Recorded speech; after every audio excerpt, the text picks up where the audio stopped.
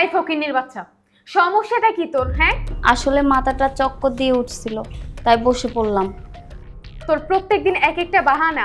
আজকে জ্বর তো কালকে মাথা ব্যথা, সমস্যা কি? বুঝি তো আমি এসব যে কাজ না করার বাহানা, তা তো আমি খুব ভালো করেই বুঝি। আর তুই কোন কাজটাই পারিস আমাকে একটু বলতো?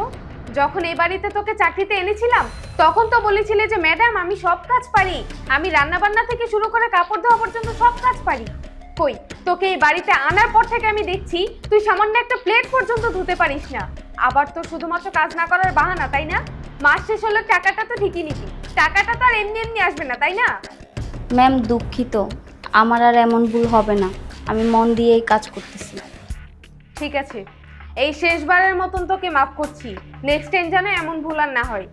আর শোন, আজকে আমার অফিসের ম্যাডাম আসবে, এই জায়গাটা খুব সুন্দরভাবে পরিষ্কার করবি, সে যেন এসে আমার ঘরের একটা কোনো একটু এলোমেলো না দেখে। আচ্ছা ঠিক আছে।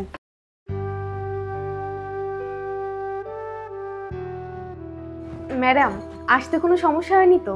না, কোনো সমস্যা হয়নি। তুমি ভালো আছো? এই তো আলহামদুলিল্লাহ ভালো। আখি, 2 কাপ চা দিয়ে যা তো এখানে। তারপর ম্যাডাম বলুন, আপনার দিনকাল কেমন চলছে?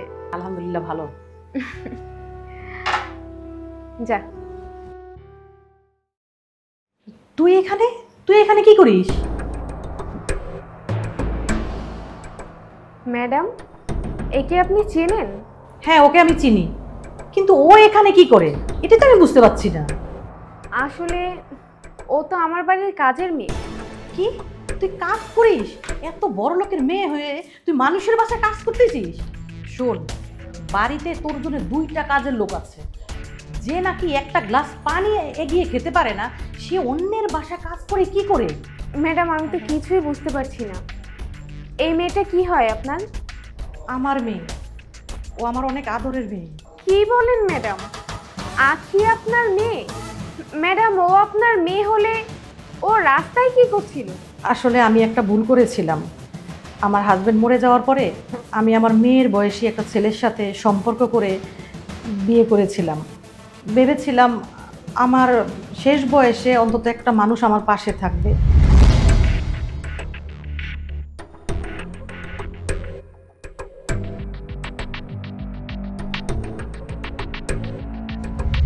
কিন্তু আমার মেয়ে না এই বিষয়টা মেনে নিতে পারেনি, তাই ও বাসার থেকে রাগ করে বের হয়ে গেছে।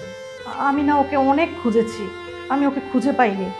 কি বলেন ম্যাডাম, আপনার জীবনে এত বড় ঘটনা আছে, আমি তো কিছুই জানতাম না। আখি, মা, তুই আমার সাথে বাড়িতে চল মা।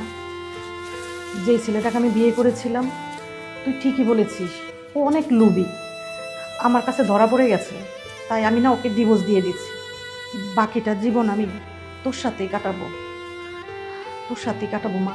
আমার সাথে চল মা, বাড়িতে চল। আখি, তুমি প্লিজ আমাকে মাফ করে দিও। আসলে আমি তো জানতাম না যে তুমি ম্যাডামের মেয়ে, আমি না বুঝে তোমার সাথে অনেক খারাপ ব্যবহার করে ফেলেছি, মাফ করে দাও প্লিজ। না আপু, তুমি আমাকে থাকতে না দিলে আমার তো রাস্তায় থাকতে হতো। মা, তুমি তোমার ভুল বুঝতে পারছো, এতেই আমি খুশি।